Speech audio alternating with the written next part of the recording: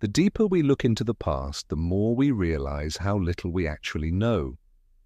Our history is written in stone, in papyrus, and in the digital code that now connects our world. But what if the most important chapters were intentionally obscured, dismissed as myth? What if the gods our ancestors worshipped were not gods at all, but visitors from somewhere else?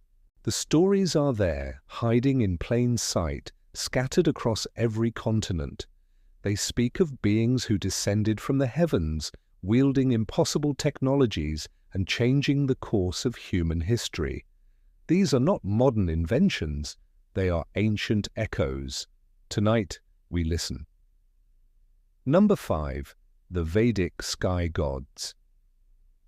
In the ancient Sanskrit epics of India, like the Mahabharata and the Ramayana, we find incredibly detailed descriptions of flying machines called Vimanas.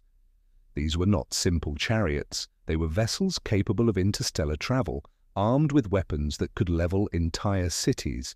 The texts describe their pilots as devas, shining, powerful beings engaged in cosmic wars. But were these just poetic metaphors for storms and lightning? The scriptures are unnervingly specific, detailing propulsion systems, flight mechanics, and even the diets of the pilots. They read less like mythology and more like technical manuals for a technology we are only just beginning to understand. The stories insist these beings lived among humans, teaching, ruling, and fighting. Perhaps their influence never truly left. Number 4. The Hopi Kachinas. For centuries, the Hopi people of the American Southwest have passed down the stories of the Kachinas, spiritual beings who came from the stars. These were not formless spirits. They were physical teachers who imparted knowledge of agriculture, medicine, and astronomy.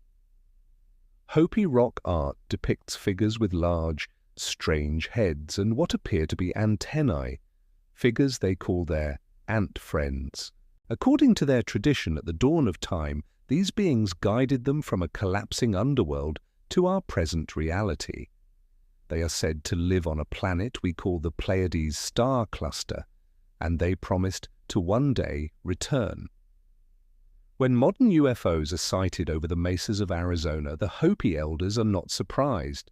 For them, it is simply family coming to check on a world they helped create. Number 3. The Nomo of the Dogon. In Mali, West Africa, the Dogon tribe possesses astronomical knowledge that has baffled scientists for decades. They speak of the Nomo, amphibious beings, who came to Earth from the Sirius star system in a great, noisy arc. They describe Sirius B, a star completely invisible to the naked eye, and detail its 50-year elliptical orbit around Sirius A. How could a pre-industrial tribe know this?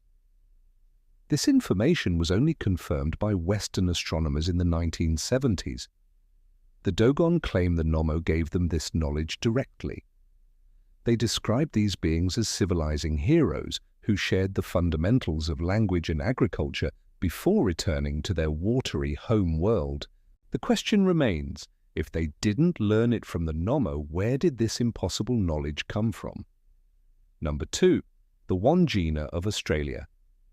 Deep in the Kimberley region of Australia, the oldest continuous culture on Earth painted the stories of their creation. On ancient rock faces we find the Wandjina, mouthless beings with massive black eyes and pale white faces, often surrounded by a halo or what looks like a helmet.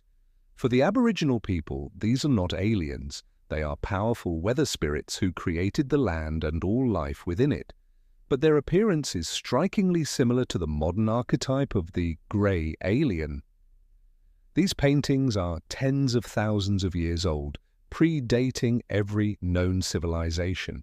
The Wandjina was said to descend from the Milky Way during a dream time, shaping reality itself. They had no mouth because their power was so great, they had no need to speak.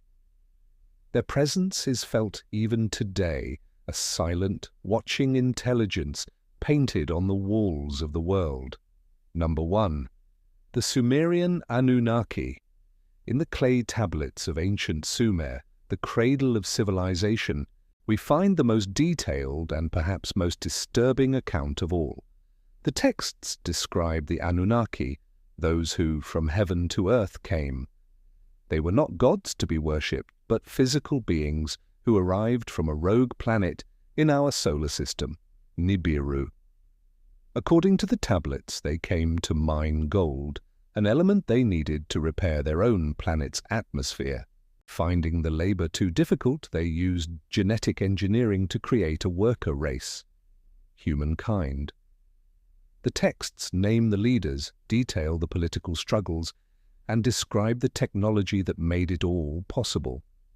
It's a complete history of our own origins, presented not as myth, but as fact. If the Sumerians invented writing, law, and astronomy, should we so easily dismiss their story of who taught them? These are not isolated tales, they are a global chorus, singing the same song across millennia.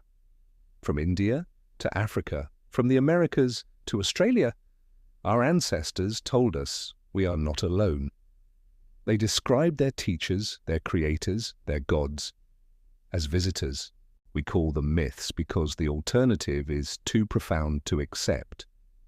But the patterns are there, the descriptions align, the technologies match what we now see in our skies. The truth doesn't disappear, it simply waits in the shadows, written in the oldest books, for us to finally learn how to read. Thank you for watching.